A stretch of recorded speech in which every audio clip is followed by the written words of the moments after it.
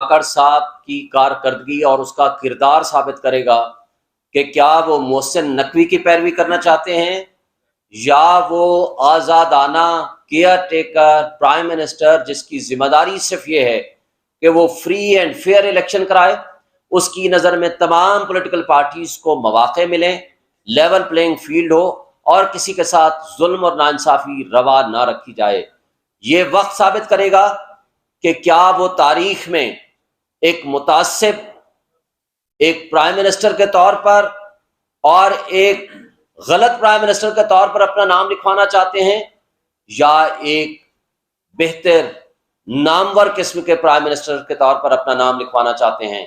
یہ آج P D M کی جماعتوں کی اشتراک سے اور راجہ ریاض جو سو کارڈ اپوزیشن لیڈر جو خود سوالی تھے، جن کے پاس پی ایم ایل این کی ٹکٹ کا وعدہ تھا، وہ بھی اب ان کو پہچانا جاتا ہے یا نہیں کیونکہ ان سے کام لے لیا گیا ہے۔ یہ الگ بات ہے مستقبل میں کیا ہوتا ہے۔ آج کا جو ہمارا بیسک سبجیکٹ ہے، جو عمران خان کے بنیادی انسانی حقوق معطل کیے ہوئے ہیں۔ ویسے تو پورا پاکستان اس وقت جس طرح اور جس انداز میں چلایا جا رہا ہے، تو ایسے لگتا ہے کہ ہمارے ملک میں ایک انڈکلیئرڈ مارشل لا ہے۔ ایسا لگتا ہے کہ ہمارے ملک میں آئین نام کی کوئی چیز نہیں ہے۔ ایسا لگتا ہے جیسے بنیادی حقوق اور انسانی حقوق معطل ہیں۔ اس لیے کہ 14 اگست آج 2 دن بعد ہے، لیکن اگین پی ٹی آئی نے جب فیصلہ کیا کہ ہم نے 14 اگست منانی ہے، لیکن اس کے ساتھ کل سے دوبارہ اگین پکڑ دکڑ شروع کر دی، کسی ورکر کو، کسی کارکن کو اور پی ٹی آئی کے کسی سمپتھائزرز کو، ان کے کاروبار کو، ان کے گھروں پہ چھاپے اور چادر چار دیواری کی پامالی شروع ہو چکی ہے۔ لیکن میں آج کا جو سبجیکٹ ہے جس پہ میں نے بات کرنی ہے، جیسا کہ آپ سارے دوستوں کو علم ہے، ایک متعصب جج ہمایوں دلاور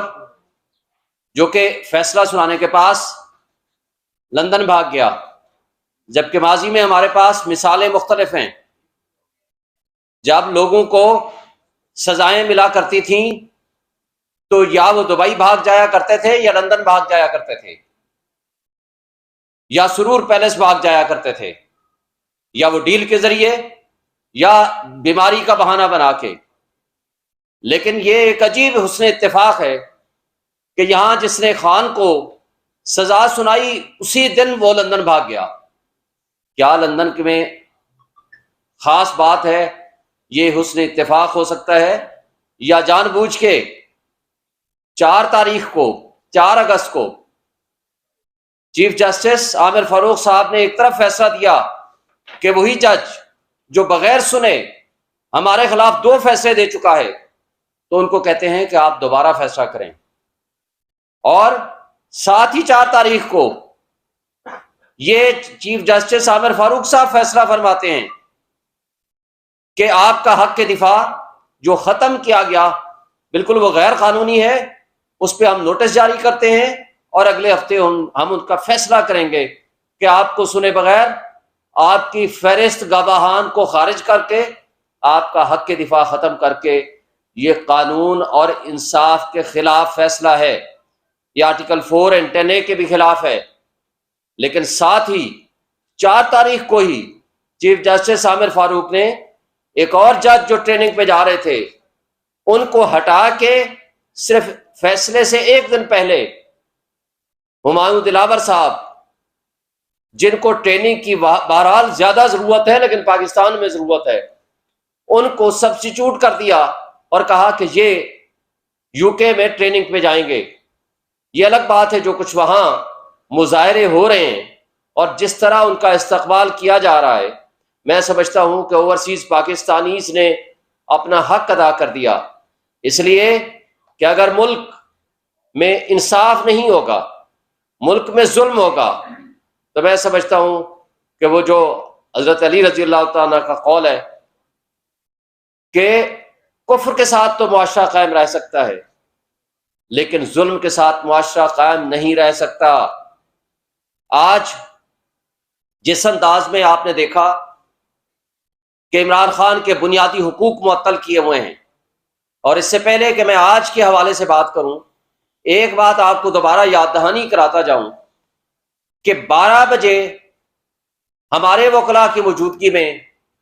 ہمایوں دلاور متعصب جج یہ کہتے ہیں کہ میں فیصلہ ریزرو کر رہا ہوں، اور 12:30 بجے آتے ہیں، آ کر کہتے ہیں کہ میں نے 30 سے 35 صفحے کا فیصلہ لکھ کے دستخط کر دیا ہے، ٹائپ بھی کرا دیا ہے۔ مجھے یہ بتا دیں پاکستان میں کوئی ایک سسٹم ایسا دے دیں کہ کوئی شخص 35 صفحے یا 30 صفحے وہ لکھوائے، اس کی کریکشن کرے، اور اس کا اسٹینو بھی اتنا ایکسپرٹ ہو، اور وہ اس کے بعد ٹائپ مکمل ہونے کے بعد سائن ہو جائیں، پھر 12:30 بجے وہ اناؤنسمنٹ ہو۔ اس سے بظاہر سب کچھ نظر آ رہا ہے کہ یا تو ان کو لکھا ہوا فیصلہ ملا، یا یہ وقت سے پہلے یہ فیصلہ لکھ چکے تھے، صرف فراڈ کے طور پر صرف انتظار کر رہے تھے کہ آئیں، میں ان کو کہوں جی اپنی بحث کریں، اور ساتھ ہی لکھا ہوا فیصلہ میں سنا دوں۔ اور اس کے چند منٹ کے اندر، جبکہ وارنٹ آف اریسٹ سائن نہیں ہوئے، یہاں سے فیصلہ سائن نہیں ہوا، زبانی کلامی ایک اناؤنسمنٹ کے اوپر وہاں پنجاب پولیس حرکت میں آتی ہے، زمان پارک پہ حملہ کیا جاتا ہے، دروازے توڑے جاتے ہیں، اور اس انداز سے گرفتاری کی جاتی ہے، بلکہ کڈنیپ کیا جاتا ہے کہ جیسے کوئی بہت بڑا دہشت گرد کو گرفتار کرنا مقصد ہو۔ اور یہ سب ظلم، یہ آپ کے سامنے، پبلک کے سامنے، میڈیا کے سامنے سب کچھ ہوا، جبکہ اس سے پہلے جسٹس اطہر من اللہ صاحب اور سپریم کورٹ اس پہ فیصلے دے چکی ہے کہ آپ نے وارنٹ کی ایگزیکیوشن کس طرح کرنی ہے۔ اور وہ آپ کو یاد ہوگا کہ جب شیری مزاری کو یہاں سے پنجاب پولیس اٹھا کے لے کے جا رہی تھی، ابھی راستے میں تھے، چیف جسٹس نے یہاں اس کو نہ صرف طلب کیا، ان کے خلاف ایکشن لیا، ان کو ریلیز کرایا، اور وہ سب آپ کے سامنے ہے۔ لیکن اس سب کچھ کے باوجود جس طرح اس فیصلے کو پینڈنگ رکھا گیا، اور اس فیصلے کی جو اس ججمنٹ کو سسپینڈ نہیں کیا، اسلام آباد ہائی کورٹ کے چیف جسٹس کے بینچ نے یہ سب سے بڑا ظلم کیا۔ اس کا مقصد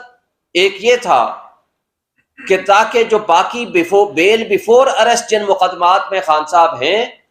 وہ عدم پیروی پہ غیر مؤثر ہو جائیں یا ڈسمس ہو جائیں، تاکہ اگر یہ ججمنٹ سسپینڈ بھی کل کلاں ہو جائے تو اس پہ باقی مقدمات پہ ان کو گرفتاری ڈال دی جائے۔ یہ ظلم، یہ ناانصافی، یہ قانون اور انصاف کا دوہرا معیار،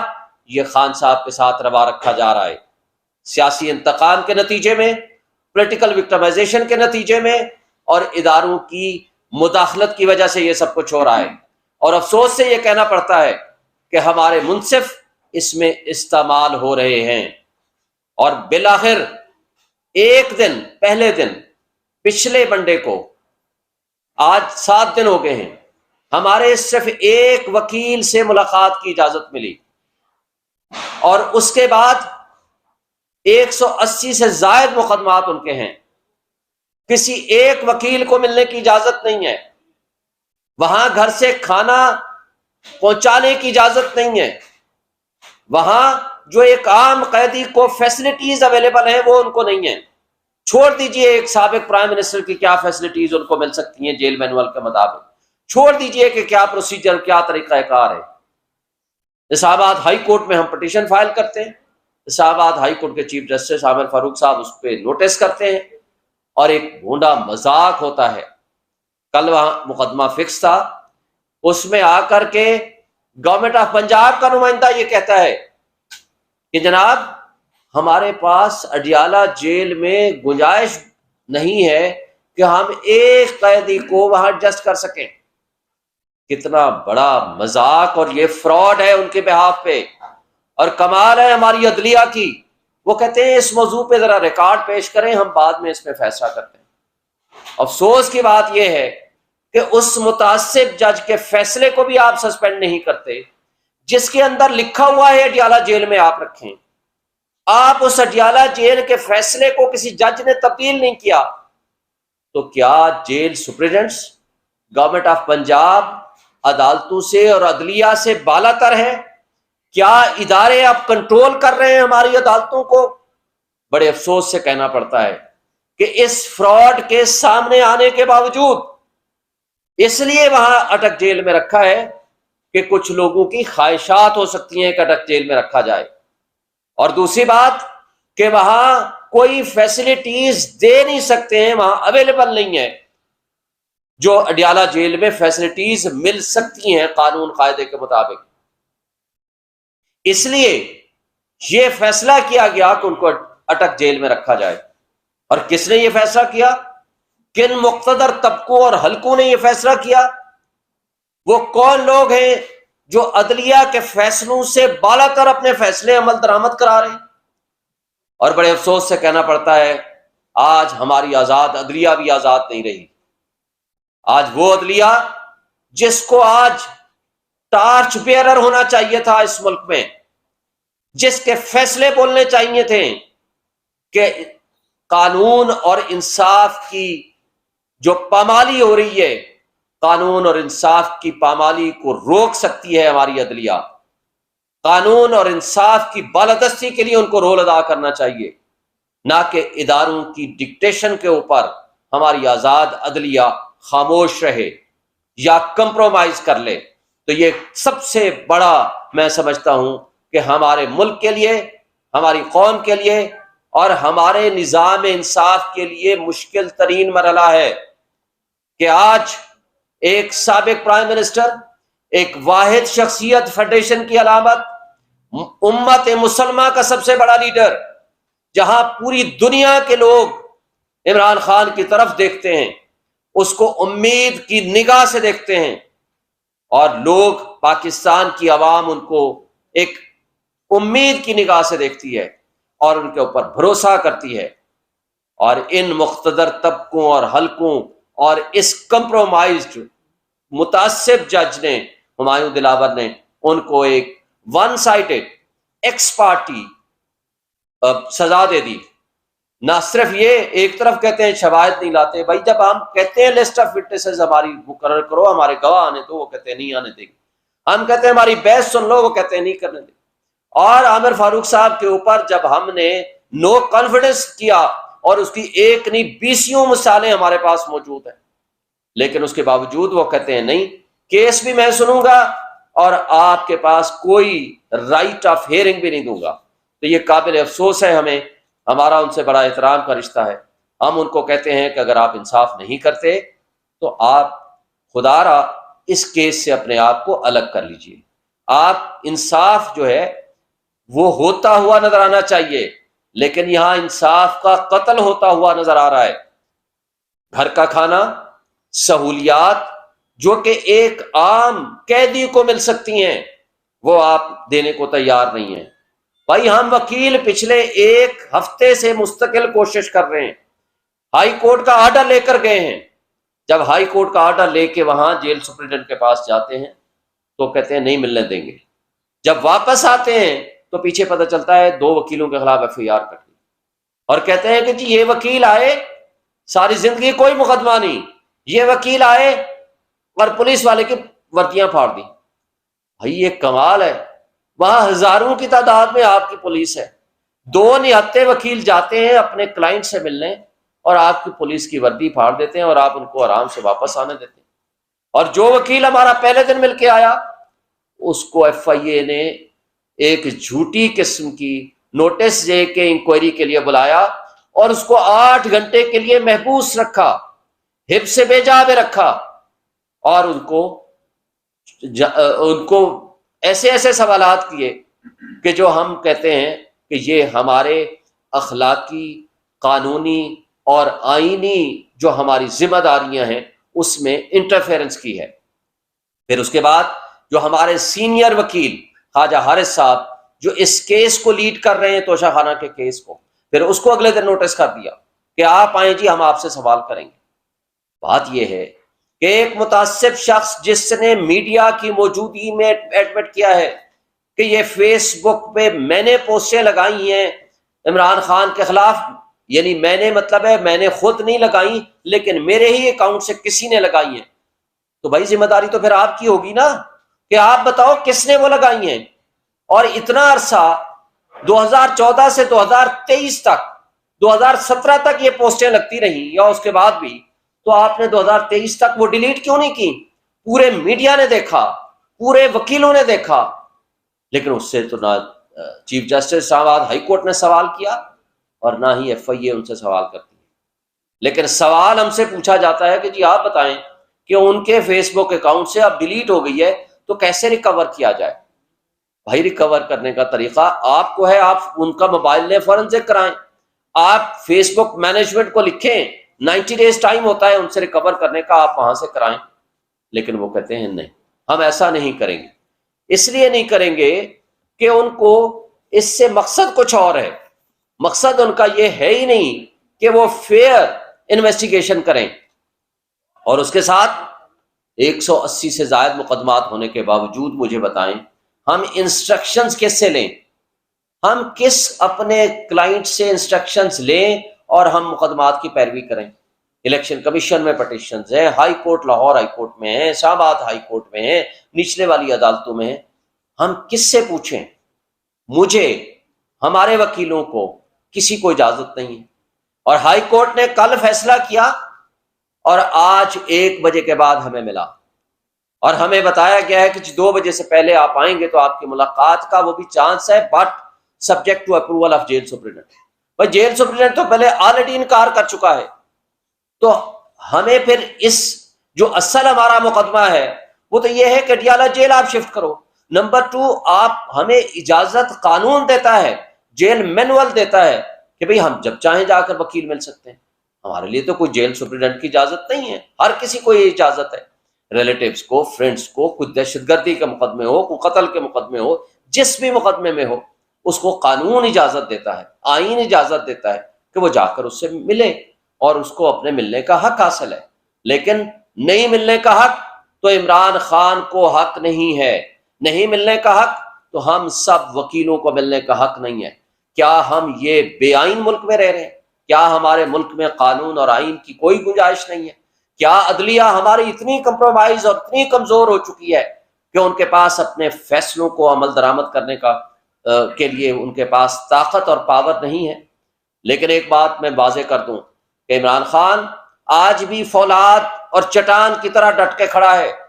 تمام تر اس فاشسٹ ان حکومتوں اور اداروں کی حرکتوں کے باوجود اور ان کے اس طرح کے غیر آئینی اور غیر قانونی اقدامات کے باوجود، اور نہ وہ ملک سے بھاگا، اس کے اوپر قاتلانہ حملے ہوئے، نہ وہ لندن گیا، نہ وہ دبئی گیا، اور نہ انشاءاللہ وہ آئندہ اس طرح حرکت کرے گا، نہ جائے گا۔ عوام آج بھی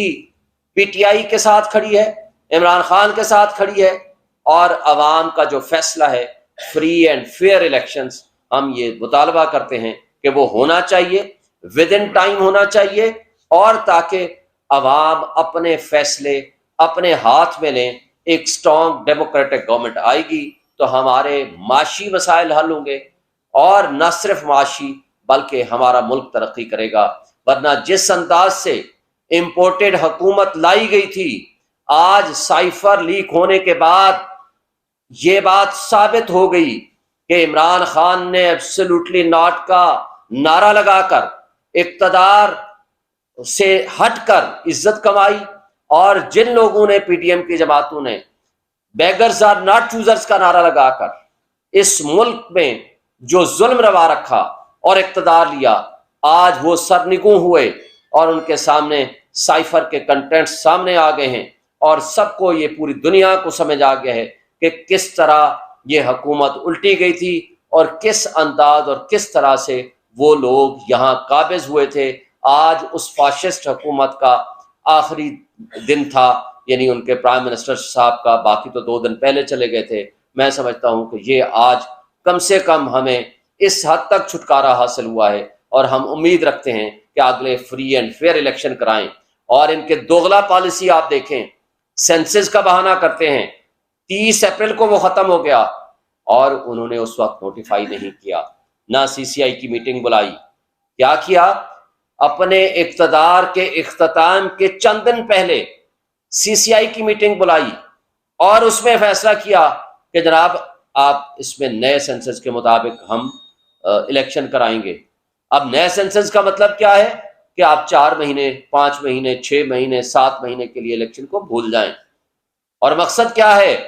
کہ عمران خان کی مقبولیت، کہ اس کو آج لندن پلان اور لیول پلینگ فیلڈ جو کہا جاتا تھا، اس سب کچھ کے باوجود کہ عمران خان جیل میں ہے، لیکن ایک شخص جو 50 روپے کا اسٹامپ دے کے یہاں سے گیا تھا لندن، آج تک وہ واپس نہیں آیا. اس کا سگا بھائی پرائم منسٹر، اس کے نامنیز آج پنجاب میں بیٹھے ہوئے ہیں. ووٹ کو عزت دو کا نعرہ اسے دفن کر دیا اور اسٹیبلشمنٹ کے گود میں جا کر بیٹھ گیا. اس کے باوجود اس کو ہمت اور جرت نہیں ہے کہ یہاں عوام کا مقابلہ کر سکے اور یہاں پاکستان میں قدم رکھ سکے. لیکن اس سب کچھ کے باوجود آج ہم بجا طور پر سمجھتے ہیں کہ آئین 90 ڈیز کے الیکشن کا کہتا ہے. کوئی اور طریقہ کار کسی طریقے سے بھی یہ کرنے الیکشن کا التوا کرنے کی کوشش ہوئی تو ہم اس کی مزاحمت کریں گے. ہم سمجھتے ہیں کہ آئین کی بالادستی ہونی چاہیے، قانون کی حکمرانی ہونی چاہیے، عدلیہ کو اپنے آزادانہ فیصلے کرنے چاہیے. یہ بتا دیں کہ آپ سمجھتے ہیں کہ جس کو آپ امپورٹر گورنمنٹ کہتے تھے اب وہ ختم ہو چکی ہے. ایسی صورتحال کے اندر آپ کو جو نئی حکومت آ رہی ہے، کاکڑ صاحب نئے پرائم منسٹر آ گئے، تو امید آپ کو ہے یا آپ سمجھتے ہیں کہ ویسی صورتحال رہے گی جو 9 مئی کے بعد اب تک آپ کے ساتھ؟ دیکھیں، آپ کا سوال بڑا امپورٹنٹ ہے. سب سے پہلے تو کاکڑ صاحب کی کارکردگی اور اس کا کردار ثابت کرے گا کہ کیا وہ محسن نقوی کی پیروی کرنا چاہتے ہیں یا وہ آزادانہ کیئر ٹیکر پرائم منسٹر جس کی ذمہ داری صرف یہ ہے کہ وہ فری اینڈ فیئر الیکشن کرائے. اس کی نظر میں تمام پولیٹیکل پارٹیز کو مواقع ملیں، لیول پلینگ فیلڈ ہو اور کسی کے ساتھ ظلم اور ناانصافی روا نہ رکھی جائے. یہ وقت ثابت کرے گا کہ کیا وہ تاریخ میں ایک متعصب، ایک پرائم منسٹر کے طور پر اور ایک غلط پرائم منسٹر کے طور پر اپنا نام لکھوانا چاہتے ہیں یا ایک بہتر نامور قسم کے پرائم منسٹر کے طور پر اپنا نام لکھوانا چاہتے ہیں. یہ آج پی ڈی ایم کی جماعتوں کی اشتراک سے اور راجہ ریاض جو سو کارڈ اپوزیشن لیڈر جو خود سوالی تھے، جن کے پاس پی ایم ایل این کی ٹکٹ کا وعدہ تھا، وہ بھی اب ان کو پہچانا جاتا ہے یا نہیں کیونکہ ان سے کام لے لیا گیا ہے. یہ الگ بات ہے مستقبل میں کیا ہوتا ہے. لہٰذا یہ ان کی چوائس تھی. آئین کی روح یہ کہتی ہے، آئین کا تقاضا یہ ہے کہ ٹرو اپوزیشن سے آپ مشاورت کریں گے تاکہ فری اینڈ فیئر الیکشنز کے لیے ایسی شخصیت آئے جس کے اوپر اپوزیشن اور اقتدار میں رہنے والے لوگ وہ اس پہ ٹرسٹ کریں.